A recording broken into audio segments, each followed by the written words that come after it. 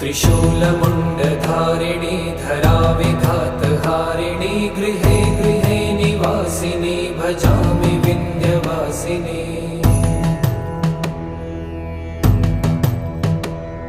दरिद्रदुःखहारिणी सदा विभूतिकारिणी वियोगशोकहारिणी भजामि विन्ध्यवासिनी। लसत्सुलोललोचनं लतासनं वरप्रदं कपालशूलधारिणी भजामि विन्ध्यवासिनी।